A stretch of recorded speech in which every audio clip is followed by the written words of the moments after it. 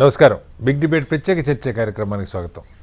మళ్ళీ భయపెడుతున్న ట్రంప్ వ్యాఖ్యలు ఇప్పటికీ దాదాపు 60-70 సార్లు భారత్ మీద టారిఫ్ల భారం పెంచుకుంటూ వెళ్తామని చెప్తున్న ట్రంప్ తాజాగా 500% టారిఫ్లు పెంచడానికి సిద్ధపడుతున్నట్టుగా వార్తలు వస్తున్నాయి. భారత్ రష్యా నుంచి చమురు కొనుగోళ్లు కొనసాగిస్తున్న నేపథ్యంలో కేవలం భారతే కాకుండా చైనా అలాగే బ్రెజిల్కి కూడా భారీగా వడ్డింపులు ఉండే అవకాశం ఉందని అంటున్నారు.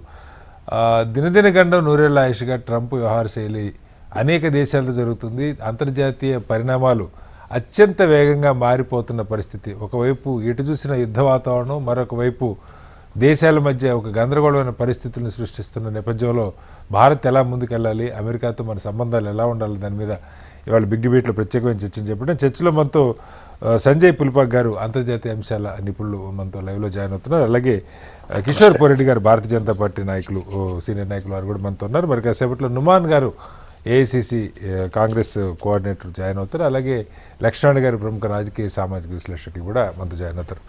ముందుగా సంజయ్ గారు నమస్తే. నమస్తే. సంజయ్ గారు, సరే, అంతర్జాతీయ అంశాలు చర్చించే ముందు భారత్కి సంబంధించి ఏంటి ఇది? ఆ మధ్య 100% టారిఫ్ అన్నారు, చాలా మల్లగుల్లాలు పడ్డ తర్వాత అదేదో 50% దగ్గర ఆగినట్టుగా చూస్తూ ఉన్నాం. సరే, ఒకవైపు ఈ విదేశంలో ఉన్న విద్యార్థులు వాళ్ళ గొడవలు F1 ఈ నడుస్తున్నాయి. ఇప్పుడు కొత్తగా మళ్ళా 2 రోజుల నుంచి మళ్ళీ 500% టారిఫ్ అని చెప్పి ఒక వార్త వస్తుంది. డీలు ఇక అంటే ప్రధాని మాట్లాడలేదు, ఆ కారణంగా అసలు డీలే అవుతుంది. భారత ప్రధాని కాల్ చేయలేదని వాళ్ళు చెప్తున్నారు. ప్రధాని మన గవర్నమెంట్ ఏమో 8 సార్లు ఇప్పటికే కాల్ చేసింది దీని మీద అని చెప్పి ఆయన చెప్తున్నారు. ఏంటి అసలు ఈ ట్రేడ్కి సంబంధించి అసలు ఏమి నడుస్తుంది, ఎలా అర్థం చేసుకోవాలి? ఒకవైపు మళ్ళీ వెనిజులా క్రూడ్ ఆయిల్ మనకి సప్లై చేస్తారని ఒక వార్త ఇవాళ వస్తూ ఉంది. రష్యా నుంచి ఆపితే బహుశా వెనిజులా అధ్యక్షుడు ఆయన దాన్ని మరి కిడ్నాప్ చేశారనాలా, ఎత్తుకెళ్ళిపోయారనాలా తెలియదు నాకు. ఒక దేశ అధ్యక్షుడిని ఎత్తుకెళ్ళిపోయాడు. సో కాబట్టి అక్కడ ఆయిల్ మనకి సప్లై చేస్తారని వార్తలు వస్తూ ఉన్నాయి. ఎలా అర్థం చేసుకోవాలి? థ్యాంక్స్ అండి. ముందుగా ఈ ప్రోగ్రామ్ కి ఇన్వైట్ చేసినందుకు మీకు, తర్వాత మిగతా ప్యానలిస్ట్ అయినటువంటి కిషోర్ పోరెడ్డి గారికి, మిగతా వాళ్ళందరికీ నమస్కారాలండి. చాలా కరెక్ట్ గా చెప్పారు మీరు. చాలా గందరగోళంగా ఉంది ఇంటర్నేషనల్ పాలిటిక్సే కాదు, ఇండియా యుఎస్ రిలేషన్స్ కూడా. ఈ 500% టారిఫ్ అన్నది, మనం కనుక సుంకాలు అన్నది ఈ మధ్య కాలంలో యుఎస్ కాంగ్రెస్ లో లిండ్సే గ్రహాం అండ్ రిచర్డ్ బ్లూమెంథాల్ అనే ఒక బిల్ వాళ్ళు పెట్టడం జరిగిందండి. దానికి అనుగుణంగా సెక్షన్ 17 అనుకుంటా, ఐఎమ్ నాట్ ష్యూర్, దానికి అనుగుణంగా ఏ దేశాలైతే రష్యా నుంచి ఎనర్జీ రిసోర్సెస్ తీసుకుంటాయో వాళ్ళ మీద 500% టారిఫ్స్ వేయాలి అని చెప్పడం జరిగిందండి. అది కనుక మనం నిజంగా అంటే రష్యాని కంపెల్ చేయడానికి, అంటే రష్యా మీద ఒత్తిడి తెచ్చి యుక్రెయిన్ యుద్ధం ఆపే విధంగా చేయాలి అని వాళ్ళు చెప్పడం జరుగుతోంది. బట్ అందరికీ తెలిసిందే, మిగతా దేశాల మీద టారిఫ్ వేస్తే వ్లాడిమిర్ పుటిన్ తన వైఖరి మార్చుకోరు అని. ఎప్పటి నుంచో చూస్తున్నాం, అదే కంటిన్యూ అవుతుంది. ఒకవేళ కనుక అదే కనుక వాళ్ళ ఉద్దేశం అయితే, నిజంగా వాళ్ళు చైనా మీద 500% టారిఫ్స్ వేస్తే కనుక మళ్ళీ China rare earth metals, rare earth magnets, rare earth resources America కనుక ఎక్స్పోర్ట్ చేయటం మానేస్తే వాళ్ళు ఏం చేస్తారు? ఇంతకు ముందు చైనా చేసింది కదా. China was able to control US economy through rare earths. I mean America ఆర్థిక వ్యవస్థలో ఈవీ కానివ్వండి, తర్వాత డిజిటల్ కాంపోనెంట్స్ లో అవసరమైనటువంటి రేర్ ఎర్త్ రిసోర్సెస్ ని చైనా అలా కొద్దిగా ఎక్స్పోర్ట్స్ స్లో చేయగానే అమెరికా నెగోషియేషన్స్ కి దిగి వచ్చింది. సో నిజంగా చైనా మీద వేయగలరా? వేయలేరు కదా. అలానే యూరోప్ కూడా ఈ రోజుకి పెద్ద ఎత్తున ఇంపోర్ట్స్ చేస్తుంది రష్యా నుంచి కొంటూనే ఉంది కదా. మరి యూరోప్ మొత్తం మీద కూడా 500% టారిఫ్స్ వేస్తారు. అమెరికానే కొంటుందని కూడా చెప్తారు.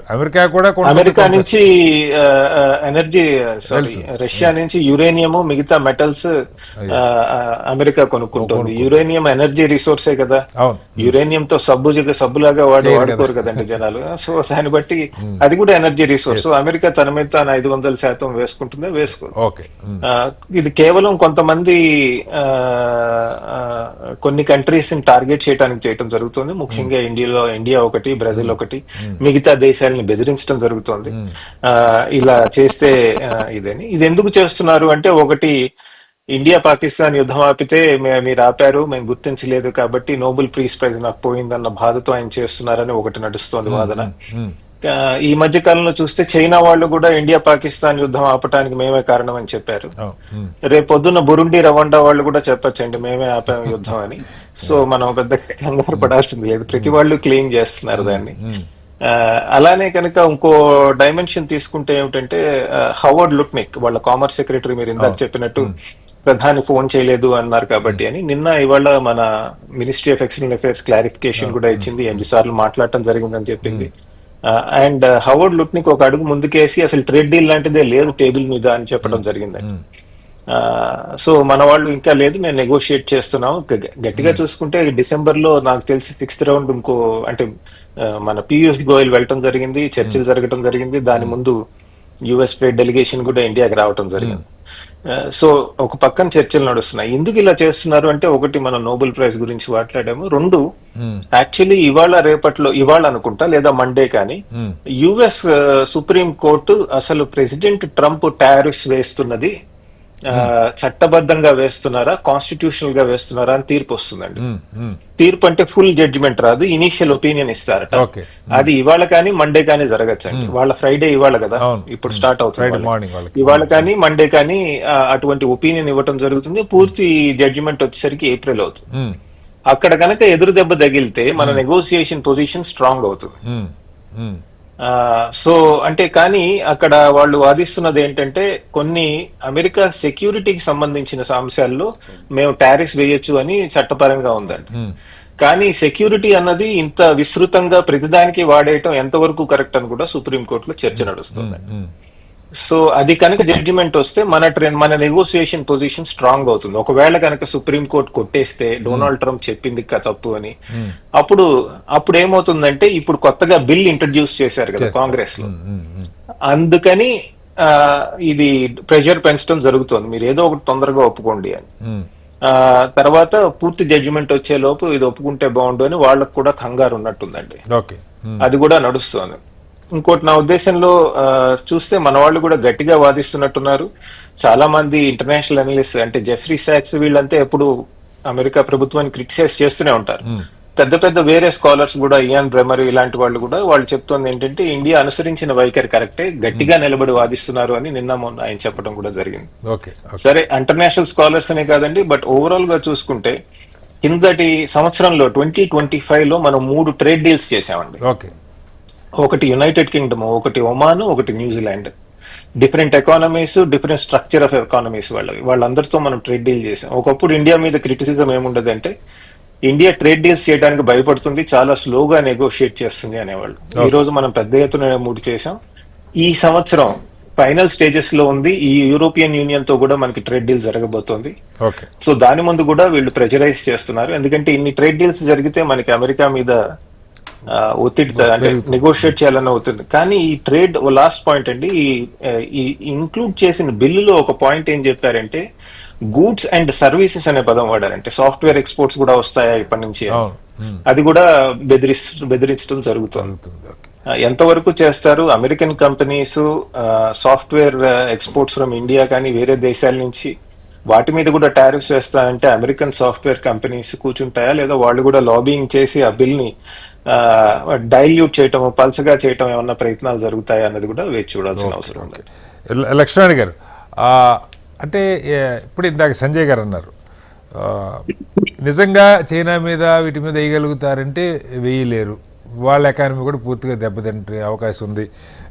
వాళ్ళ రేర్ ఎర్త్ మెటల్స్, మ్యాగ్నెట్స్ వాటిని సప్లై చేయడం ఆగిపోతే కొంచెం ఇబ్బంది అవుతుంది అమెరికాకి.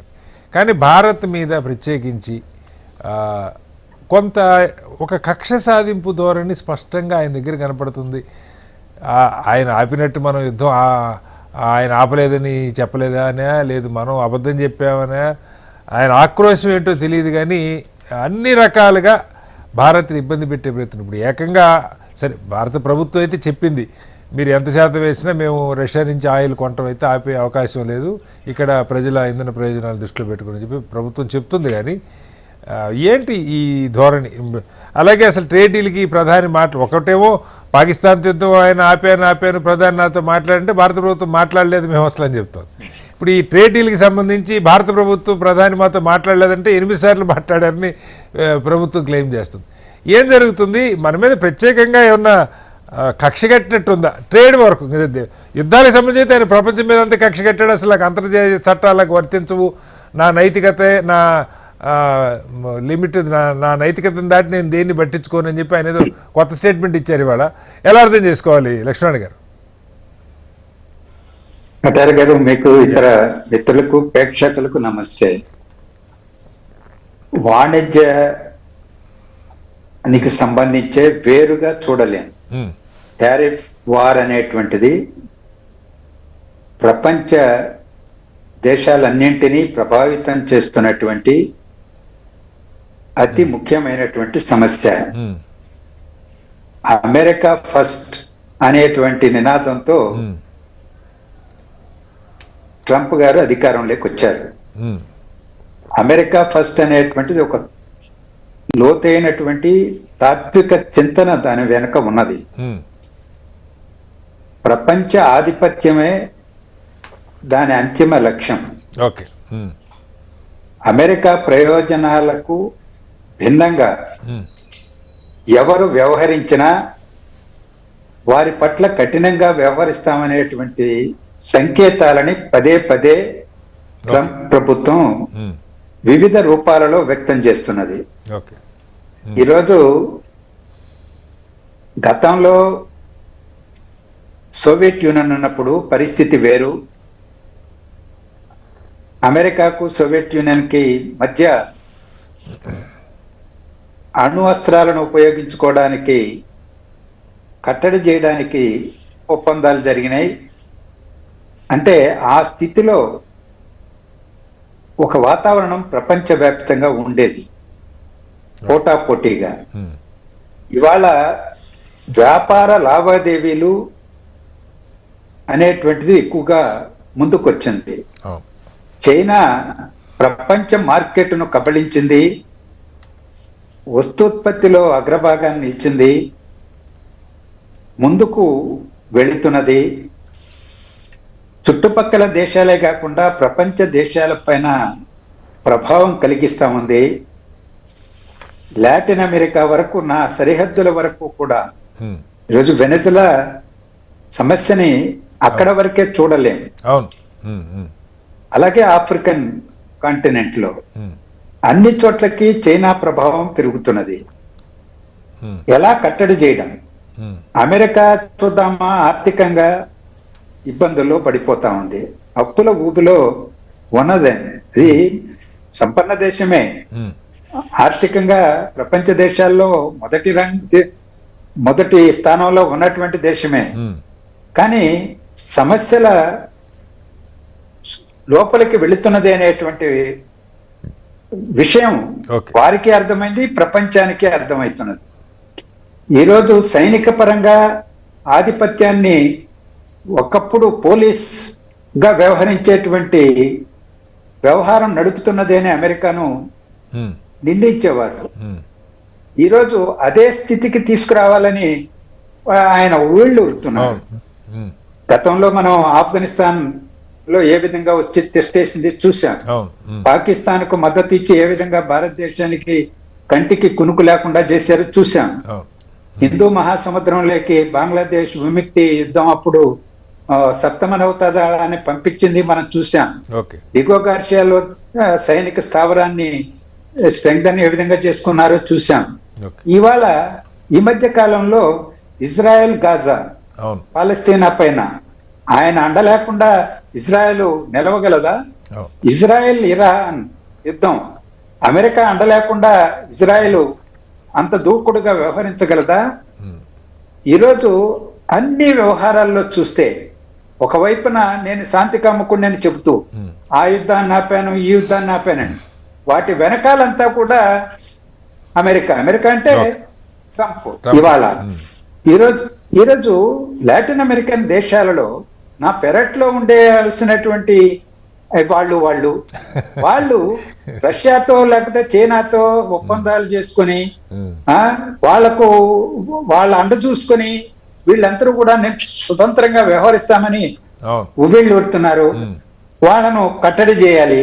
దగ్గరున్నటువంటి వాళ్ళని కట్టడి చేయకపోతే సమస్యలని ఈరోజు వెనిజులా పైన ఒక సార్వభౌమాధికారం ఉన్నటువంటి దేశం ఆ దేశం పైన మెరుపు దాడి చేసి రాత్రికి రాత్రి ఆ దేశ అధ్యక్షుడిని ఆయన సతీమణిని కిడ్నాప్ చేసి తీసుకురావడమే, అపహరించడమే కదా అది. దాదాపు 72 మందో 75 మందినో చనిపోయారు ప్రాణాలు. అందులో క్యూబన్స్ కూడా 32 మంది ఉన్నారంట. ఈ రోజు తీసుకొచ్చి ఆయన ఏకాఏకిన కోర్టు ముందు ప్రవేశపెట్టి నేను మారక ద్రవ్యాల కేసులు పెట్టి ఈరోజు ఏం సంకేతం ఇవ్వదలుచుకున్నారు వాళ్ళు ప్రపంచానికి? అది ఒకటే కాదు కదా సార్, అసలు మనం ఆ విషయాలు వస్తే అది యాక్చువల్గా అదంతా మనం సెకండ్ రౌండ్ లో మాట్లాడదాం అనుకున్న లక్ష్మణ్ గారు, మళ్ళీ వస్తారు మీ దగ్గరికి. ఒక్కటే ఈ రోజు తర్వాత మెక్సికో లేకపోతే కొలంబో లేకపోతే కొలంబియా లేకపోతే ఇది క్యూబా వరుస పెట్టి ఏదో చెప్తున్నారు అనుకోండి. కానీ ఇవన్నీ ఎందుకు చేస్తున్నాడు? కేవలం అక్కడ వెనిజులా పైన లాటిన్ అమెరికా పైన పెత్తనం కోసమే కాదు, ప్రపంచ ఆధిపత్యం అనేది అంతిమ లక్ష్యం. ఈరోజు రష్యాతో బ్రిక్స్ అన్ని డాలర్ పెత్తనానికి వ్యతిరేకంగా ప్రత్యామ్నాయ కరెన్సీని తీసుకురావాలని అనుకున్నారు. మనం రష్యాతో రూపుల్ ఎక్స్చేంజ్ తో ఆయిల్ కొంటున్నాం, అది మనకు సౌలభ్యం. ఈ రోజు అదే పరిస్థితి ఇరాన్ తో తెచ్చుకోవాలంటే పైప్ లైన్ తీసుకురావడానికి వీలు లేకుండా పాకిస్తాన్ ఇవన్నీ కూడా సమస్యలు సృష్టించారు. ఈ రోజు డాలర్ పెత్తనం గన పడిపోతే ప్రపంచం పైన అమెరికా పెత్తనం పోతుంది. ఈ రోజు ఆ ఆధిపత్య పోరులో భాగంగానే టారిఫ్ యుద్ధాన్ని చూడాలి. రష్యా నుంచి ఆయిల్ దిగుమతి చేసుకోవడానికి వీలు లేకుండా, వెజినజులా నుంచి దిగుమతి చేసుకోకుండా, ఇరాన్ నుంచి దిగుమతి చేసుకోకుండా మన దేశాన్నే కాదు ప్రపంచ దేశాలన్నింటినీ కట్టడి చేసే ప్రయత్నం చేస్తున్నాడంటే ట్రంప్. ఇది దీని యొక్క వెనకాల ఉన్నటువంటి నిగూఢమైనటువంటి తాత్విక చింతనను అర్థం చేసుకోవాల్సినటువంటి అవసరం. రైట్ సార్, మళ్ళీ వస్తాను కిషోర్ గారు. అంటే ముందు స్పెసిఫిక్గా మన ఈ 500% టారిఫ్ ఏంటి డిస్కషన్స్ మీద డిస్కషన్స్ కొన్ని సంవత్సరం 2-3 ఏళ్ళ నుంచి దాదాపు వింటా ఉన్నాం. బట్ ఈ స్థాయిలో విరుచుకుపట్టడం రిపీటెడ్గా ఆయన ఏంటి మీరు ఏం చెప్తారు? మిగతా విషయాలు అంతర్జాతీయ విషయాలు మళ్ళీ మాట్లాడదాం. ముందుగా శ్రీనివాస్ గారు మీకు, అట్లాగే సంజయ్ గారికి, లక్ష్మీనారాయణ గారికి, నుమాన్ గారికి, అందరికీ, మన హెచ్ఎంటీవీ ప్రేక్షకులందరికీ నమస్కారం. అంటే సింపుల్ విషయం సార్, మీరు ఇప్పుడు ఒక బుల్లెట్ తలకు తగిలితే మనిషి చనిపోతాడు అనుకోండి, 50 బుల్లెట్లు వల్ల ఏమైనా లాభం ఉంటుందా? అడిషనల్గా ఉంటుంది, చెప్పండి.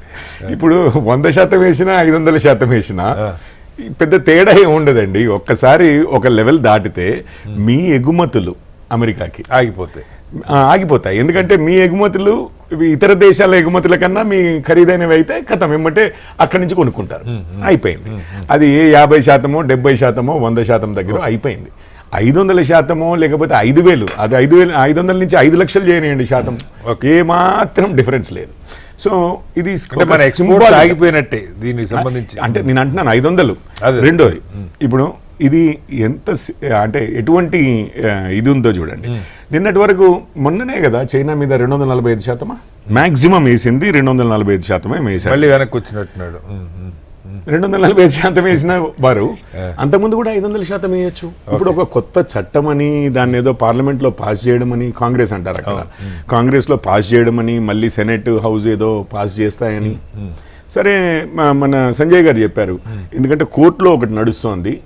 ఒకవేళ అధ్యక్షులు అంటే ట్రంప్ గారు ఇష్టం వచ్చినట్లుగా అట్లా టారిఫ్లు మార్చుకోవచ్చా లేదా అని, లేకపోతే ఇప్పుడు పార్లమెంట్ కూడా ఒక చట్టం పాస్ చేసి అధికారం ఇస్తున్నాము అని అంటే ఇక దానికి అడ్డంకి లేదు అనేది. ఎందుకంటే డెమోక్రాట్స్ తో కూడా మాట్లాడారు, వాళ్ళు ఇద్దరు కలిసి బిల్ పెట్టారు అన్న విషయం. ఇది వాళ్ళు ఎవరైతే సెనేటర్స్ ముందుకు పెట్టారో వారి పేర్ల మీద ఆ బిల్ అన్నారు. కాకపోతే దానికి ఇంకొక పేరు కూడా శాంక్షనింగ్ రష్యా యాక్ట్.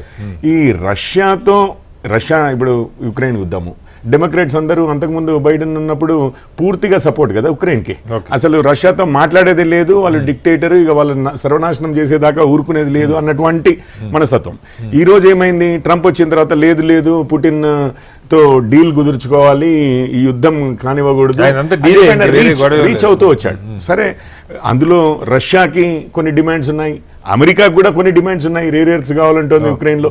ఇట్లాంటివన్నీ యూరప్ ఆ యుద్ధానికి నేను పైసలు ఇవ్వడం ఏంటి, పైసలు ఇస్తే మళ్ళీ నాకేం రావట్లేదు, అమెరికా ఉట్టిగానే ఎందుకు ఇస్తుంది, ఆ యుద్ధం ఇది సామాగ్రి కొనేటందుకు వేరే వాళ్ళు కూడా యూరోప్ లో ఉన్న దేశాలు ఇస్తే మళ్ళీ మేము మా పైసలు మేము ఎర్న్ చేసుకుంటాం. ఇట్లా డెమోక్రాట్స్ అయితే 100% యాంటీ రష్యాగానే ఉన్నారు అక్కడ. ఇది రిపబ్లికన్స్ లో ఏంటంటే కొంచెము అంటే ట్రంప్ విషయంలోకి వస్తాయి. సో అందుకని దీని మీద ఏకమయ్యారు. ఇది ఎందుకంటే దీని పేరే శాంక్షనింగ్ రష్యా యాక్ట్. కానీ శాంక్షనింగ్ రష్యాని చేయడానికి రష్యాతో మొత్తం అంతకుముందే శాంక్షన్స్ పెట్టేశారు కాబట్టి కొత్తగా చేయబట్టి ఈ రష్యాకి డబ్బులు ఎట్లా వస్తున్నాయి అంటే ఆయిల్ అంటే ఇక పెట్రోలియం ప్రోడక్ట్స్ అనుకోండి, గ్యాస్, యురేనియం, ఈ 3 ఎక్స్పోర్ట్స్ రష్యా చేస్తోంది. ఇవన్నీ ఇంధనాలుగా ఎనర్జీకి దీనికే కదా. సో అది ఎవరైతే కొంటున్నారో వాళ్ళ మీద శాంక్షన్స్ ఉన్నారు. సరే 50% ఆయిల్ని చైనా కొంటోంది, 38% మనం కొంటున్నాము. ఇక మిగిలిన 12%లో కొంత బ్రెజిల్ కొంటోంది. కాకపోతే గ్యాస్ మాత్రం major buyer European union, uranium major buyer America. So ఇప్పుడు మరి 500% శాంక్షన్స్ అమెరికా మీద అమెరికా వేసుకుంటుందా అంటే ప్రిన్సిపల్ బై ప్రిన్సిపల్, లేకపోతే యూరోప్ మీద కూడా వేస్తారా? ఇప్పటికే యూరోప్ చాలా అంటే ఏదేదో ఫ్రెండ్స్ మధ్యలో రిలేషన్షిప్ లాగా కాదు, ఎంపరర్ ఇది సామంతరాజులు అన్న టైప్ రిలేషన్షిప్ లాగా అయింది. అందరు లైన్ లో నిలబడి హెడ్ మాస్టర్ ముందు అన్న టైప్ లో అయింది కదా, మనం వీడియోలు చూసాం. ఆ పరిస్థితి ఉంది అని వాళ్ళకి కొంచెం అర్థం కాని విషయం. అయితే ఇందులో ముఖ్యంగా నేను అనుకోవడం అయితే ఇదంతా కాదండి, మీకు 2 పాయింట్స్ చెప్తాను. ఒకటి ఏంటంటే ఇప్పుడు ఏ దేశాలకి టార్గెట్ చేస్తూ Brazil, India, China, Russia, India, China, ఆ 4ని కలిపితే బ్రిక్ అయింది. అంతే, బ్రిక్ దేశాల మీదనే. ఎందుకు అని అంటే బ్రిక్ దేశాలు అంతకుముందు ఏదో సపరేట్ కరెన్సీ అన్నారు, అది నిజం కాదు కానీ బట్ ఎనీవే ఏమవుతోందంటే డాలర్ డామినెన్స్ ఒకటి అండ్ ఈ దేశాలు కలుస్తాయి అనేది. కలిస్తే అంటే ఇక రష్యా ఇవన్నీ ఇంటర్నల్ ట్రేడ్ రూబుల్ ట్రేడ్ కాకపోతే ఇట్లాంటివి చేసి ఏమైతుందంటే వీటన్నిటిని దగ్గరికి తీసుకొచ్చే ప్రయత్నం లాగా ఉంది. ఇంతకంటే పెద్ద ప్రయత్నం ఏముండదు, నలుగురిని ఒకటేసారి దగ్గరికి తీసుకొచ్చేది.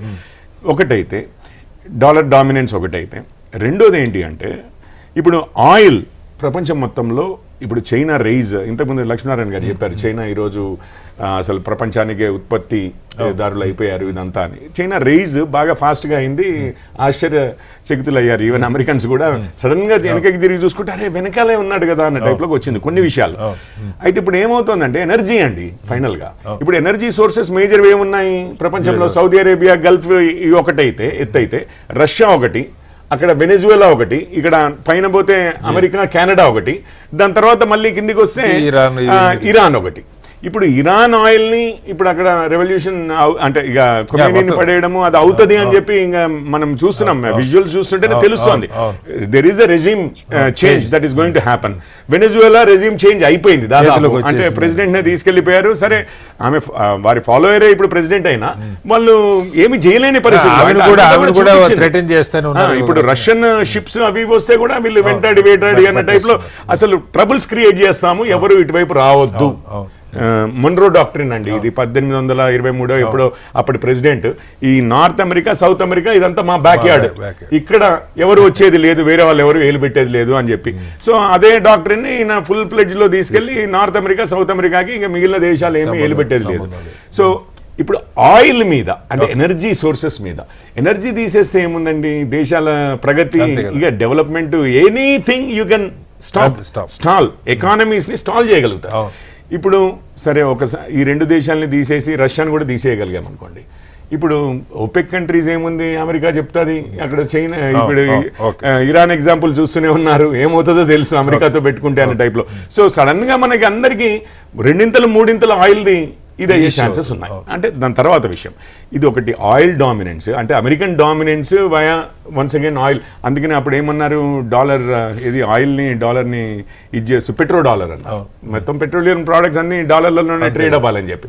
సో ఈ దేశాలు ఏవైతే అసలు డాలర్, అక్కడనేమో రష్యా రూబుల్ అండ్ రూపీ, ఇక్కడ ఇరాన్ తోటేమో మళ్ళీ రూపీ ట్రేడే, అటు వెనెజువేలాతో వీరు చైనా వాళ్ళు చేస్తే యువాన్లలోనో మేము మా గూడ్స్ మీకు ఇస్తాము, మీ ఆయిల్ మాకు అన్న టైప్లో. సో ఈ పెట్రో డాలర్ అనే కాన్సెప్టే మాయమయ్యే పరిస్థితి ఉంది. అదొకటండి ఆయిల్ కి రిలేటెడ్ అండ్ డాలర్ డామినెన్స్ 2 విషయాల్లో ఇది ప్రప్రథమం అనుకుంటున్నాను. ఇంకొక విషయం చెప్తాను, ఇప్పుడు మనము ట్రేడ్ డాలర్స్ లో చేయడమే కాదు, ఏమవుతుందంటే ఇప్పుడే జస్ట్ ఒక half an hour 2 hours back వచ్చిన రిపోర్ట్ ఏంటంటే అక్టోబర్ లాస్ట్ ఇయర్ కిను ఈ ఇయర్ అక్టోబర్ కిను మన ఫారెక్స్ రిజర్వ్స్ ఉన్నాయా $700 బిలియన్ దాదాపు. ఆ దాంట్లో $50 బిలియన్ వాల్యూ, అంతకుముందు $240 బిలియన్ మనకు అమెరికన్ ట్రెజరీస్ ఉంటాయి. ఓకే. అండ్ అమెరికన్ బాండ్, ఇక అమెరికా గవర్నమెంట్ ఇష్యూ చేసే ట్రెజరీ నోట్లు అంటారు కదా, ఇప్పుడు అది $190 బిలియన్ రెడ్యూస్ అయింది ఈ సంవత్సరంలో. అంటే 20% అమెరికన్ కరెన్సీలో ఉన్న మన ఫారెక్స్ రిజర్వ్స్ తగ్గించేశారు.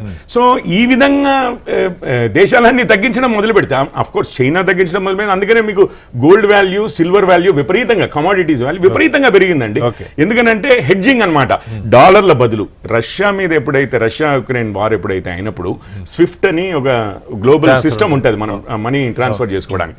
ఆ సిస్టంలో నుంచి రష్యాని ఎక్స్క్లూడ్ చేసేసి వాళ్ళ డాలర్ అసెట్స్ ప్రపంచంలో ఎక్కడున్నా ఫ్రీజ్ చేసి పడేశారు. వెస్ట్ లో ఉన్నాయి ఫ్రీజ్ చేసి పడే.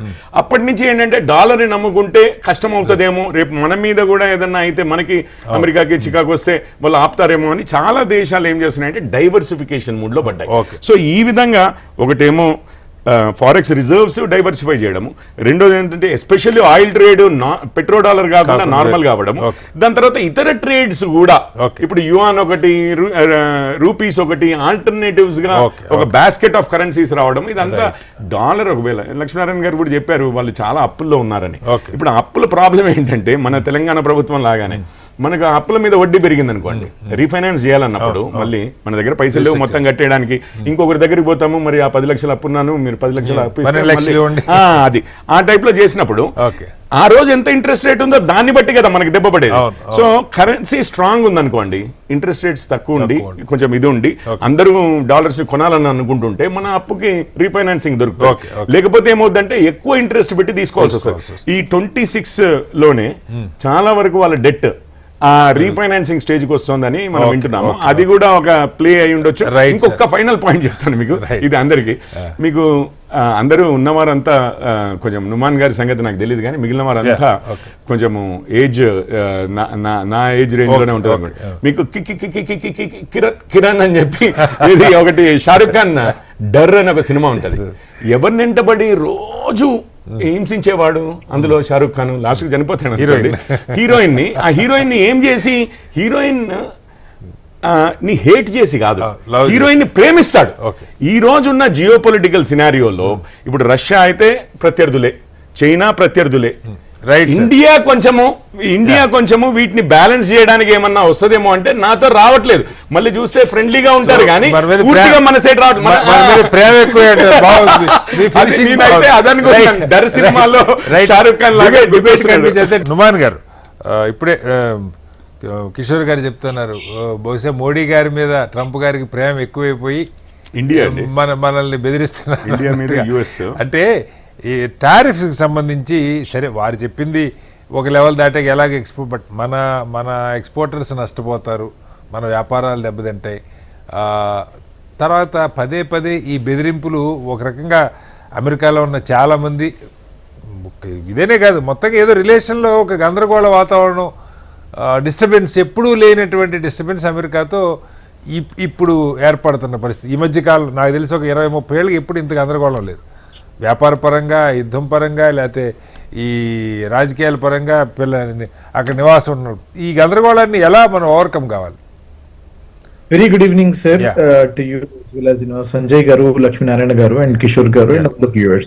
So essentially, మనం ఈరోజు మాట్లాడుతున్నాం. We are talking about a specific bill where any person or any country that purchase the oil from Russia. వారి మీద especially India, China as well as Brazil. These are the three importers are going to get affected with the 500% tariffs. He is going to implement it. I would like to emphasize couple of points here. ఏ రోజైతే అప్కి బా Trump సర్కార్ అని చెప్పేసి మోదీ గారు అక్కడికి వెళ్ళి అక్కడ హౌడీ మోడీ అని చెప్పేసి సభల్లో పాల్గొని అక్కడ వారిని ప్రెసిడెంట్ కోసం వారిని ప్రెసిడెంట్ గా ఎన్నిక చేయమని చెప్పేసి వారు ప్రచారం చేశారు. దాని తర్వాత వారు వచ్చినటువంటి అధికారులను మనం చూస్తుంటే ప్రతి ఒక్కసారి బూటుతో కాళ్ళతో మనం తంతున్నారండి. నిన్నైతే ఇంకా డెరోగేటరీ రిమార్క్ అండి. He has clearly mention punish India అని అంటున్నాడండి. మనల్ని పట్టుకొని పనిష్ ఇండియా అని చెప్పేసి ఒక అమెరికన్ ప్రెసిడెంట్ అంటుంటే నరేంద్ర మోదీ గారు ఏం చేస్తున్నారు? భారతదేశం యొక్క ప్రైడ్ ని, ప్రెస్టేజ్ ని, రెస్పెక్ట్ ని గ్లోబల్ ప్లాట్ఫామ్ లో ఎక్కడ పెట్టదలుచుకున్నారని చెప్పేసి నేను ప్రశ్నిస్తున్నాను. ఐఎమ్ టాకింగ్ అబౌట్ ఈ ఫారెన్ పాలసీ ఏదైతే ఉందో దానిని సరిగ్గా తీసుకోకపోవడం వల్ల, ఫారెన్ పాలసీ ఫెయిల్ అవ్వడం వల్లనే ఈ రకంగా వారు మన మీద కక్ష గట్టి ఇండియాని కార్నర్ చేస్తున్నారని చెప్పేసి నేను మీ ద్వారా తెలియజేసుకుంటున్నాను. 35% to 40% of the petrol today we are getting from Russia. It is because of the discounted price. It is because of the Russian and Ukraine war. We went to Russia and discounted price ఇస్తాను. అక్కడికి వెళ్ళి ఎక్కడ చౌకబారంలో దొరికితే ఆ Gujarati mind set తో నాకు ఎక్కడ cheap గా దొరికితే అక్కడి నుంచి నేను తీసుకొస్తాను. ఏంది నీ భాష ఏంది, నువ్వేంది అసలు? ఇట్లాంటి ఛానల్స్ లో ఈ ప్యానల్ ఉన్నది చూసారా? గుజరాతీ బానిసలకి మీరు సభా మర్యాద లేదు చేసేస్తావు డిస్కషన్. నేను ఒకటే మాట అంటున్నాను sir, this is not about, this is Gujaratis గురించి ఇప్పటి నుంచి రాష్ట్రాల గురించి, మనుషుల గురించి, మతాల గురించి, కులాల గురించి కూడా తీసుకొద్దామా డిబేట్ లో? ప్రోగ్రామ్ కొంచెం చిల్లరగా మాట్లాడతావు. నుమాన్ గారు మనం తక్కువ కొంటే మంచిదే కదా. అనేది ఒక కంట్రీ ఇంకొక కంట్రీతో మన బైలాటరల్ టైస్ అనేది ఇచ్చి పుచ్చుకోవడంలో ఉంటుంది. ఇంపోర్ట్ ఎక్స్పోర్ట్ అనేది అగ్రికల్చర్ తో పాటు ప్రతి ఒక్క ఇండస్ట్రీలో ఐటీ జాబ్స్ కానివ్వండి అండ్ మోస్ట్ ఇంపార్టెంట్ కానివ్వండి ఈరోజు ఎఫెక్ట్ అవుతున్నది. ప్లీజ్ అండర్స్టాండ్, డాలర్ రేట్ ని 50 లోపు తీసుకొస్తా అని చెప్పినాడు నరేంద్ర నుమాన్ గారు. ఇవన్నీ మనం నుమాన్ గారు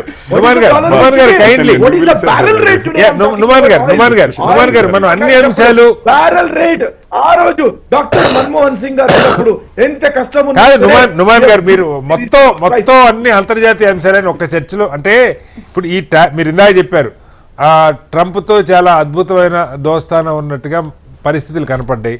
ఒక్కసారి అవి ఎందుకు రివర్స్ అయిన వ్యాలిడ్ పాయింట్.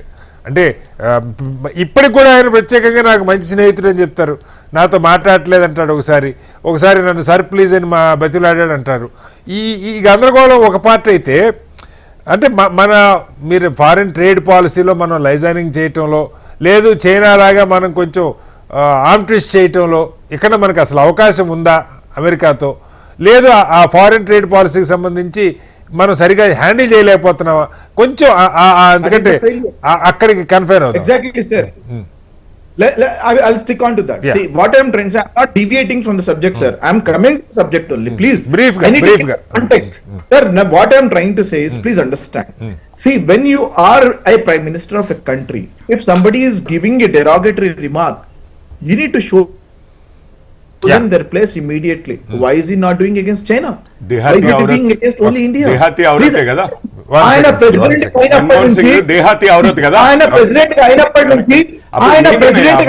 నుంచి తిప్పలు పెడుతున్నాడు సార్, తిప్పలు పెడుతున్నాడు సార్, తిప్పలు పెట్టి ఈరోజు ఇబ్బందులకు గురి చేస్తున్నారు సార్. ఆయన personal businesses, Donald Trump personal businesses ఈ రోజు ఇండియాలో ఫ్లరిష్ అవుతున్నాయి. ఇక్కడ హైదరాబాద్ లో కూడా ఆయన తీసుకొచ్చి చేస్తున్నాడు. What are we doing? నేను ఏం చెప్పదలుచుకుంటే, it is because we did not have the diversification. Earlier we used to get from the UP oil diversification అనేది ఉండాలి sir. Earlier we used to get అది కాకుండా డిస్కౌంటెడ్ ప్రైస్ తీసుకురావడం వల్ల ఈ రోజు మనం ఇబ్బందులు పడుతున్నాము. వాస్తవానికి టారిఫ్స్ వేస్తే that is going to affect the retail price in India. అంతిమంగా ultimately it is the Indian citizen who is going to get affected. Please think about the job sector. దాని గురించి మీరు మాట్లాడండి. Jobs are going to get affected. People are going to lose the jobs. Okay Numan గారు మళ్ళీ వస్తారు మీ దగ్గరికి. ఒకసారి సంజయ్ గారు, అంటే ఈ చర్చ కొంతమంది అంటే పర్టికులర్గా రష్యా నుంచి కొంటున్నప్పటికీ మన ప్రజలకి ధర తగ్గట్లేదు. అది కొద్దిమంది ఈ క్రూడ్ ఆయిల్ రష్యా నుంచి బిగ్ షాట్స్ తెచ్చుకొని వాళ్ళు వేరే ఆయిల్ రిఫైనరీ ప్రోడక్ట్స్ ఎక్స్పోర్ట్ చేసుకుంటా ఉన్నారు. వాళ్ళకి ప్రయోజనం వెళ్ళి తప్ప భారత ప్రభుత్వ ప్రజలకి పెద్దగా ప్రయోజనం రాలేదు. ఒక పాయింట్ అయితే లైమ్ లైట్లో ఉంది సంజయ్ గారు, ముందు దానికి ఏం చెప్తారు? ఒకటండి, రష్యా నుంచి ఆయిల్ తెచ్చుకుంటోంది కేవలం ప్రైవేట్ కంపెనీసే కాదు, పెద్ద ఎత్తున పబ్లిక్ సెక్టర్ కంపెనీస్ కూడా, ఇండియన్ ఆయిల్ కార్పొరేషన్ ఇలాంటి పెద్ద ఎత్తున తెచ్చుకుంటున్నాయండి. సో వాటి నుంచి వచ్చే ఏమన్నా ప్రైస్ అడ్జస్ట్మెంట్స్ అవి ఉన్నా కూడా అవి భారతదేశ ఎక్స్చెకర్ కి ఉపయోగపడుతున్నాయి, కానీ కేవలం ప్రైవేట్ సెక్టర్ వాళ్ళదే అంటాం అంత కరెక్ట్ కాకపోవచ్చు అండి. ఎందుకంటే ఈ మధ్య కాలంలో కొంత రష్యా నుంచి ఆయిల్ ఇంపోర్ట్స్ కొద్దిగా తక్కువయ్యాయి.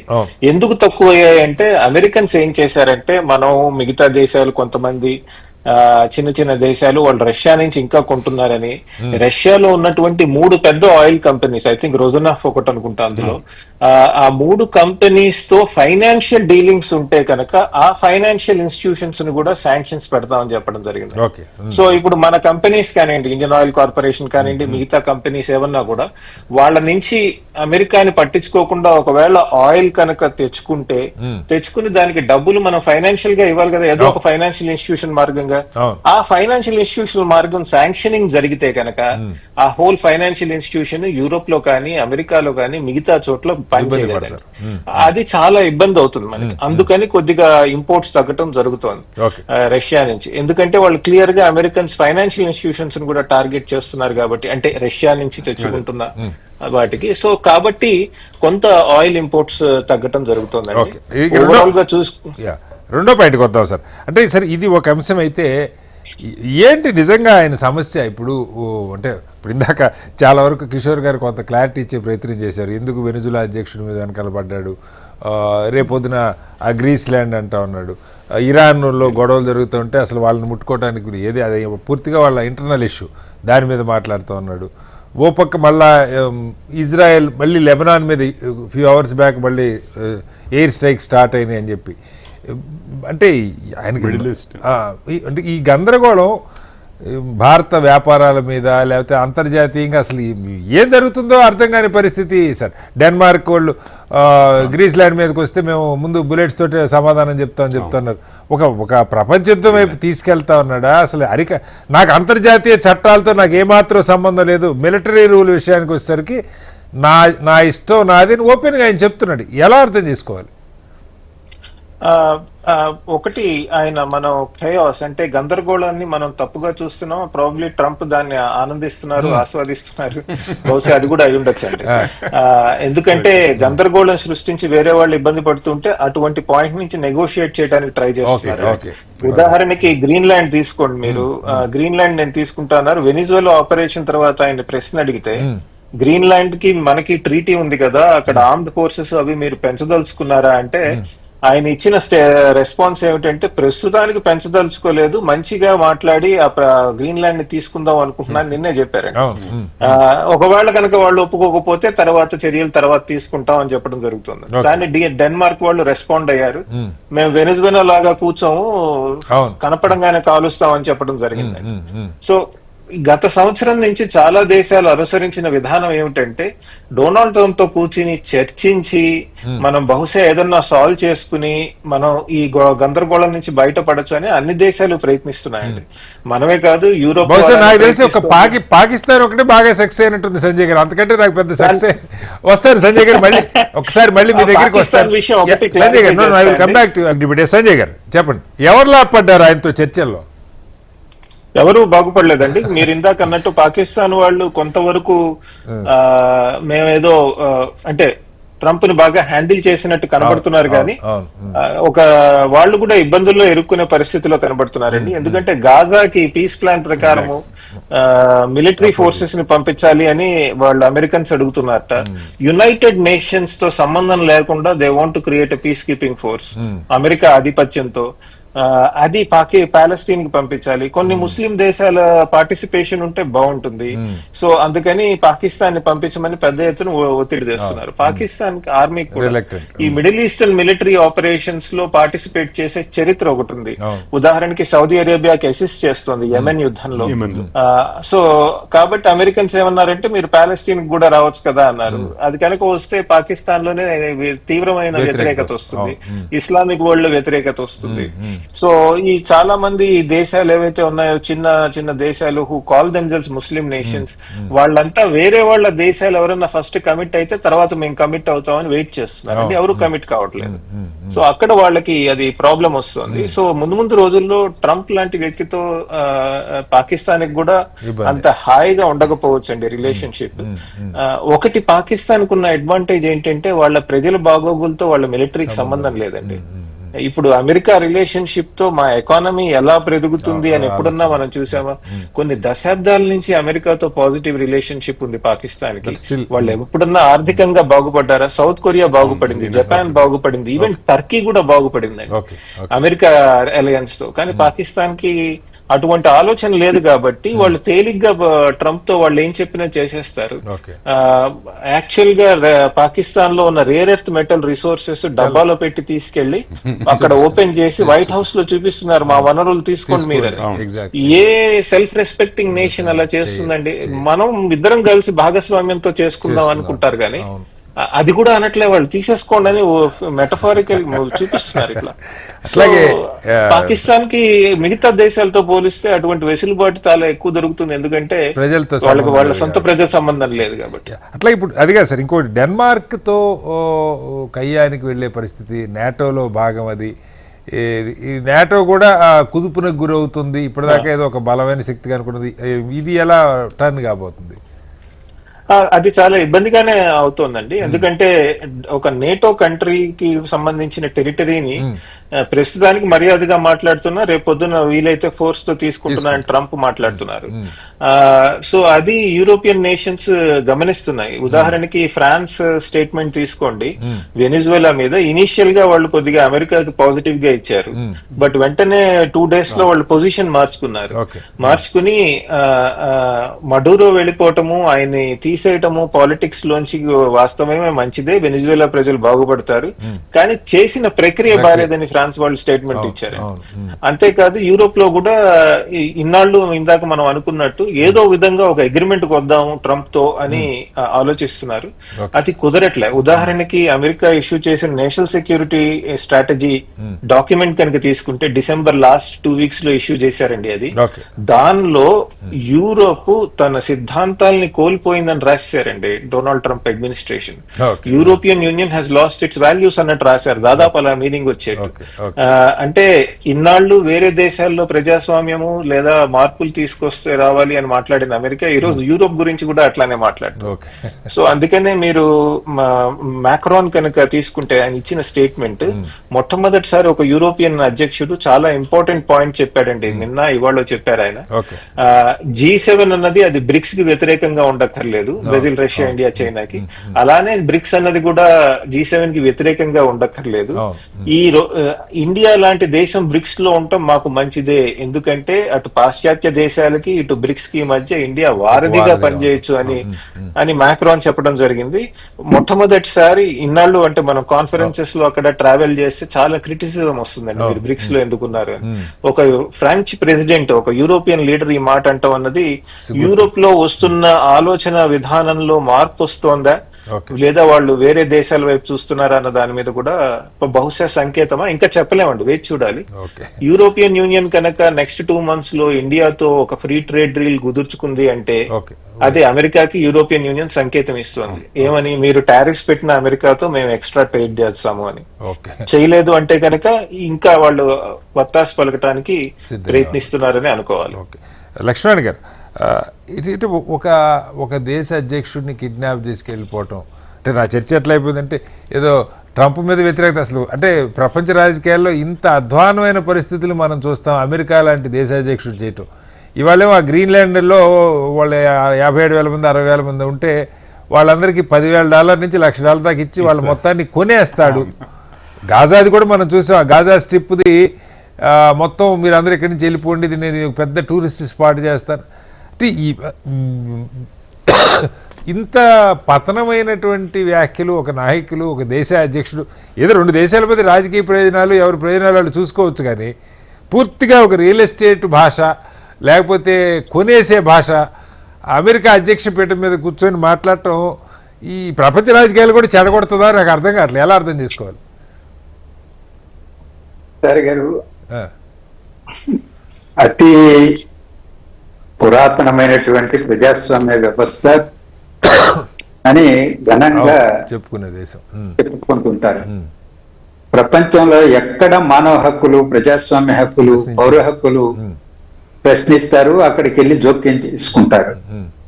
ఈరోజు అలాంటి అమెరికా అధ్యక్షులు వెనిజులా పైన దాడి చేసి అధ్యక్షుని వారి శ్రీమతిని తీసుకొచ్చేయడం, అలాగే నాటో కూటమి దేశంగా ఉన్నటువంటి మిత్ర దేశమే కదా నాటో కూటమి డెన్మార్క్ వ్యతిరేకంగా వాళ్ళ యొక్క అభిప్రాయాన్ని ఖాతరు చేయకుండా మాకు అమ్మేస్తారా లేకపోతే సైన్యాన్ని పంపించి ఆక్రమించుతారు. ఏ పార్టీ జనాన్ని కొనేసుకోమంటారా?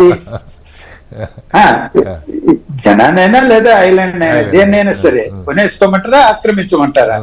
అంటే ఎలా ఉంటుందంటే మన రాష్ట్రాల్లో దేశంలో కూడా ఎవరైనా భూమి ఇవ్వకపోతే చుట్టూ మోహరించి మీరు అమ్ముతారా లేకపోతే నేను ఆక్రమించుకోనా అన్న దౌర్జన్యం. ఈ విధమైనటువంటి భాష ఈరోజు ప్రపంచంలో అనిశ్చితిని సృష్టించింది. బల ప్రయోగం, వాణిజ్య ఒప్పందాలు, దౌత్య ఒప్పందాలు ఏ విధంగా ఉండాలి, నాకు అణిగిమణిగి నా ప్రయోజనాలకు అనుగుణంగానే ఉండాలి అవన్నీ కూడా, లేదా నేను బల ప్రయోగం చేస్తాను అనేటువంటి నీతి ఇవాళ అనుమతిస్తే ప్రపంచం ఎక్కడికి వెళ్తుంది? వాళ్ళ ఐక్యరాజ్య సమితి భద్రతా మండలిలో వీటో హక్కు ఉంది కాబట్టి ఏం చేసినా భద్రతా మండలి ఏం చేయలేదు, నిర్ణయం చేయలేదు, ఐక్యరాజ్య సమితి ఏం చేయలేదు. ఈరోజు ఐక్యరాజ్య సమితి నుంచి ఒక 60 సంస్థలు దాని అధీనంలో ఉన్నటువంటి వాటి నుంచి నేను వాటిని నేనే అంటే వాటిని నిర్వీర్యం చేయడం. గతంలో ప్రపంచ ఆరోగ్య సంస్థ నుంచి అదే చేశారు, ఆర్థిక ఇబ్బందులు పెట్టి. లేకపోతే ప్రపంచ వాణిజ్య మండలి ఏ వ్యవస్థని సజావుగా పనిచేయనిచ్చేది లేదు, వాటిని నిర్వీర్యం చేయడం. వీటన్నింటినీ ప్రపంచ వ్యవస్థలని నిర్వీర్యం చేసి దేశాలను వాళ్ళకు స్వేచ్ఛ లేకుండా సార్వభౌమత్వాన్ని బలంతో నేను లొంగ తీసుకుంటానని ఈ విధమైనటువంటి అది లాటిన్ అమెరికా వరకు పరిమితం కాదు, ఇవాళ ఏషియా వరకు వస్తుంది, ఎక్కడికైనా వెళ్తారు. అందువల్ల దీన్ని ఇలాగే అనుమతిస్తే ప్రపంచ దేశాలన్నీ కూడా ఆలోచించుకుంటున్నాయి, మదన పడుతున్నాయి. కాకపోతే కోల్డ్ వార్ నాటి పరిస్థితులు కాదు ఇవాళ. ఇవాళ కోల్డ్ వార్ పరిస్థితులు లేవు, భిన్నమైనటువంటి పరిస్థితులు ఉన్నాయి ప్రపంచంలో. ఇప్పుడు భారతదేశం తొడదరిచి తగాద పెట్టుకుందామంటే ఎంతమంది ప్రజలు అక్కడ ఉన్నారు, ఉపాధి రీత్యా గాని ఇతర రీత్యా గాని వాణిజ్య సంబంధాలే గాని ఎగుమతులు దిగుమతులు కావచ్చు. ఇది ట్రంప్ శాశ్వతం కాదు, కానీ ఆ దేశ ప్రజలకి మధ్య ఈ సంబంధాలు ఒకసారి చెడిపోయాయి అనుకోండి, మళ్ళా తిరిగి పునరుద్ధరించుకోవడం కూడా సమస్యే. ఇవన్నీ కూడా విజ్ఞతతో పరిణతితో పరిష్కరించుకోవాల్సినటువంటి అవసరం. టైం తక్కువ. ఆఖరికి కిషోర్ గారు, అంటే ఇప్పుడు రష్యా, ఇరాన్ ఇవి కూడా అణ్వాయుధాలు ఉన్నాయి. సరే, ఇరాన్ అంటే బాగా దెబ్బ, రష్యా నాకు ఏళ్ల తరబడి ఉక్రెయిన్తో యుద్ధం చేస్తుంది. రష్యా షిప్పుల్ని సీజ్ చేయటం వెనిజులా దగ్గరలో ఉన్నాయి, వాళ్ళు మేము మీ షిప్పుల్ని ముంచేస్తామని చెప్పే పరిస్థితి. అంటే ప్రత్యక్షంగా రష్యాతో కూడా యుద్ధానికి వెళ్ళే ఆలోచన ఉంది క్విక్గా టైం. అంటే బేసికల్లీ నేను అనుకోవడం అయితే, నేను ఇంతకుముందే డామినెన్స్ లేదండి, అమెరికన్ డామినెన్స్ జనాలందరూ ఇంత మన ప్యానల్లో కూడా ఇప్పుడు చైనా అంత దగ్గరికి వచ్చేసింది, వీళ్ళు ఇక్కడికి వచ్చారు, అమెరికన్ డామినెన్స్ తగ్గిపోయింది అన్నప్పుడు ప్రపంచం మొత్తానికి మరొకసారి గుర్తు చేసినట్టుగా అనిపించింది నాకైతే. ఈ రోజు వెనజులా ఏమవుతుంది, మీరే అన్నారు, రష్యన్ షిప్స్ ని కూడా రానివ్వట్లేదు, చైనా ఏం మాట్లాడట్లేదు, ఇండియా ఏం మాట్లాడట్లేదు, రష్యా ఏం మాట్లాడట్లేదు, యూరోపియన్ యూనియన్ మాట్లాడలేకపోతోంది. అండ్ అమెరికా మీద డిపెండెన్స్ అనుకోండి, ఒక సింగిల్ పాయింట్ అంటే ఇప్పుడు చైనా మొత్తం ఎవరి మీద డిపెండ్ అయి ఉందండి, అది బిగ్గెస్ట్ మార్కెట్ చేయబట్టి తప్పనిసరిగా అక్కడికి బిగ్గెస్ట్ ఎక్స్పోర్ట్స్ అవుతాయి ఎవరి అయినా కూడా. అంతేగాని ఇప్పుడు శ్రీలంకకి హైయెస్ట్ ఎక్స్పోర్ట్స్ ఇండియా నుంచి ఉంటాయని అంటే మనం ఎక్స్పోర్ట్సే ఇంత ఉండాలి అప్పుడు. సో ఇట్లాంటిది ఇప్పుడు అమెరికా మళ్ళీ హూ ఇస్ ది బాస్ అనేది గుర్తు చేసినట్లుగా అనిపించింది నాకైతే. ఇక ఇప్పుడు ఇక్కడి నుంచి డిక్టేట్ చేద్దాం అనుకుంటున్నారు కానీ, బట్ మీకు తెలుసు ఇప్పుడు ఆఫ్ఘనిస్తాన్కే వెళ్ళింది అమెరికా, ఇప్పుడు వెనజులాని ఏ విధంగా కంట్రోల్ చేయగలుగుతుందో మనం ఆఫ్ఘనిస్తాన్, ఇరాక్ ఇట్లాంటివన్నీ మీరు బయట నుంచి ఇప్పుడు స్పెషల్ ఫోర్సెస్తో ఎక్స్క్లూజివ్ ఆపరేషన్స్ చేయడము, ఎయిర్ రైడ్స్ చేయడం అంతవరకు ఓకే అండి. బూట్స్ ఆన్ ది గ్రౌండ్ అవసరం వచ్చినప్పుడు మాత్రము చాలా కష్టం అవుతుంది. ఈ చరిత్ర చెప్పేదల్లా అదే ఇప్పటి వరకు మనకి. సో ఇదంతా కూడా ఇప్పుడు మిడ్ టర్మ్స్ ఉన్నాయి అమెరికాలో, నవంబర్ ఇది ఈ టైంలో ఎలక్షన్స్ ఉంటాయి మళ్ళీ. మొన్న అయినప్పుడే కొన్ని గవర్నర్ ఉంటుంది, సెనేటర్లది, ఇది కాంగ్రెస్ ది ఉంటాయి, అదే హౌస్ ది ఉంటాయి. సో ఆ టైంలో అసలు ఇక ఆ టైం లోపలే ఏదో సెట్ చేయాలి తను. ఇది లోకల్ పాలిటిక్స్ కూడా తను డామినేట్ చేయాలి, అండ్ ఇంటర్నేషనల్ పాలిటిక్స్ డామినేట్ చేస్తే లోకల్ ఇష్యూస్ కూడా ఇది ఉంటది. అండ్ ఇది కొంచెము బేస్ కి కూడా ఇది చేసినట్టు అమెరికా మళ్ళీ నెంబర్ 1 ఇంకెవరు లేరు అనేది కూడా పాలిటిక్స్ వైజ్ గా రాజకీయం కూడా. నుమాన్ గారు, సరే అంటే మన సంబంధాలు ఒకటైతే మొత్తంగా ప్రపంచవ్యాప్తంగా కూడా ఒక చిరాకు సృష్టిస్తున్న, మేబీ ఆ చిరాకు నుంచి ఆయన లాభపడాలనుకుంటున్నాడేమో, కానీ ఇది ఇప్పుడు మనం చూస్తున్నాం. ఈవెన్ ఇరాన్లో కూడా ఒక తిరుగుబాటు స్టార్ట్ అవుతుంది. అమెరికాలో తిరుగుబాటు ఒక రకంగా అసలు ఈ మధ్యకాలంలో ఈయన అలవాటు చేశాడు, వైట్ హౌస్ మీదకి దాడికి కూడా పంపించి. ఈ పరిస్థితులు రావని అనుకోవచ్చా? సమాజంలో ఇంత గందరగోళం సృష్టిస్తూ అమెరికా కూడా పెద్ద బాగుపడుతుంది లేదు, అప్పులు కూరుకుపోతుంది. ఈ కంపెనీలు బయటికి వెళ్తే ఈ వర్క్ చేసేవాళ్ళు అయితే ఆ దేశ ఎకానమీ కూడా దెబ్బతింటుంది. ఎలా చూడాలి? See, it is not about everybody knows by now what Donald Trump is or his mindset is. You know, this is his second term. We have seen his first term. This is his second term. But the way we react, right? The way we take it, you know, this relationship is very, very important. You know, it cannot be reactive approach. It cannot be reactive approach. ఆయన ఏదో చేస్తాడు, ఆయన ఏదో bill తీసుకొచ్చాడు, దానికి react చేస్తూ మేము తీసుకుంటున్నాం అనేది కాదండి. We should have a diplomatic ties with USA. We need to have a working partnership with them. కానీ అది చేయకుండా మీరు Sir, I would like to give you one example. మనం డబ్బులు కట్టి Apache helicopter, attack helicopters, 68 helicopters కోసం మనం డబ్బులు కట్టి ఇప్పటివరకు హెలికాప్టర్ డెలివరీ చేయించుకోలేదు. అంత దౌర్భాగ్య పరిస్థితిలో మనం ఉన్నాము. Please understand that. మోదీజీ, ఆగండి మిత్రమా, మీరు కిషోర్ గారు ఫేక్ న్యూస్ చెప్తున్నారా? మీరు ఫేక్ న్యూస్ చెప్తున్నారు. మీరు 68 ఎక్కడ, 68 ఎక్కడ? కొంచెం చదువుకుని రండి, వచ్చి ఇష్టం వచ్చినట్టు మాట్లాడడం కాదు. చదువుకుని రండి, భాష నేర్చుకుని రండి, మంచి భాష. ఏం మాట్లాడతారు? మోదీజీ అరే అబద్ధాలు చెప్తూ మళ్ళీ మీరు మధ్యలో రావద్దు. ఏంటి అబద్ధాలు చెప్పడం ఎందుకు? 56 ఇంచ్ కా సీనా చదువుకుని రండి. దేశం మీద కాస్త ప్రేమ ఉన్నట్లుగా మాట్లాడండి, దేశాన్ని విద్వేషిస్తున్నట్టుగా మాట్లాడద్దు. కొంచెమన్నా కామన్ సెన్స్. మీరు ఒక స్టాండర్డ్ మెయింటైన్ చేయండి. 1 సెకండ్ నుమాన్ గారు చెప్పు, కంప్లీట్ చేయండి. So what I'm trying to say is, sir, the way Mr. Modi is taking forward, right? This is not good. మనకు రిపోర్ట్స్ వస్తున్నాయి. Ministry of external affairs is stepping up and say where mister Modi has sat an appointment with Donald Trump, calling sir see you sir అని చెప్పేసి ఒక prime minister, ఒక president ని అంటున్నారని అంటే వారు ఏ ఫారిన్ అఫైర్స్ వాళ్ళు ప్రెస్ కాన్ఫరెన్స్ పెట్టి మరీ చెప్పారు అది మ్యూచువల్లీ రెస్పెక్టబుల్ డిప్లొమాటిక్ స్టాండర్డ్స్ ప్రకారమే అడ్రసింగ్ ఉంటుందని. మన దేశానికి అగైన్స్ గా మాట్లాడతారేమో, మనల్ని చీప్ చేస్తారేంటి? మీ కాంగ్రెస్ వాళ్ళు ఎక్కడికి వచ్చినా కానీ దేశాన్ని చీప్ చేయడం బంద్ చేయండి. మీరు దేశ ద్రోహుల్లాగా తయారవ్వండి. మోడీ గారి మీద వ్యతిరేకతని దేశానికి వ్యతిరేకతగా మార్చకండి. దేశద్రోహం గురించి దేశద్రోహం ఫాస్టెస్ట్ ఎకానమీ పట్టుకొని డెడ్ ఎకానమీ అంటాడు రాహుల్. ఒకవైపు ఏమో ట్రంప్ అది రిపీట్ చేస్తూ ఏమయ్యా ఎందుకయ్యా దేశానికి కాంగ్రెస్ వాళ్ళు. 1% from RSS who went to jail during the freedom struggle. Show me 1%. Right, sir. అప్పుడు దేశమంతా కూడా అక్కడనే ఉంది లేవయ్యా. అప్పుడు దేశమంతా అక్కడే ఉంది. సుభాష్ చంద్రబోస్ గారు కూడా అందులోనే ఉన్నారు. తెలుసా మీకు? సర్దార్ పటేల్ గారు కూడా అందులోనే ఉన్నారు. I would like to conclude here, sir, by saying Modi ji, be respectful. Pride of India is very important. We are with you. Right, no matter what. పక్కన పెట్టేసేసి మొత్తం దేహాతి ఔరత్ అని చెప్పి మీ మిత్రులు పాకిస్తాన్ వాళ్ళు ప్రేమికులు ఉన్నారు చూసారా?